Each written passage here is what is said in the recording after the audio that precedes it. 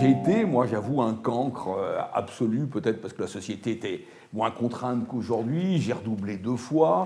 Ils ont voulu me faire passer des petites classes dans le technique, alors je suis incapable de planter un clou. Et je me rends compte que ces chemins de traverse, qui sont ceux des cancres, eh bien, ce sont des chemins de fantaisie, c'est-à-dire finalement des chemins de vie.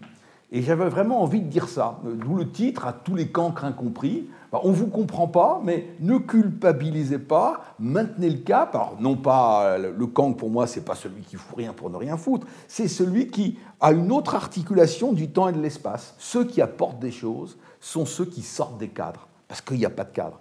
Ce sont ceux qui sortent globalement du système. Il ne faut pas hésiter à se lâcher, il ne faut pas avoir peur, il faut se jeter à l'eau, il faut se lancer dans l'aventure de la vie. Et donc c'est ça que j'avais envie de partager avec mes étudiants.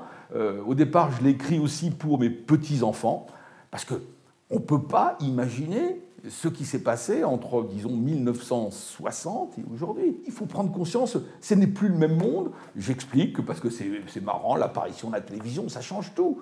La première chaîne, et encore ça commençait avec La Midi et Demi, il y avait une mire un peu particulière, La Poupée Claire, enfin tous ceux qui ont un peu mon âge vont se retrouver, vont retrouver, non pas que c'était mieux dans le temps, c'est mieux aujourd'hui.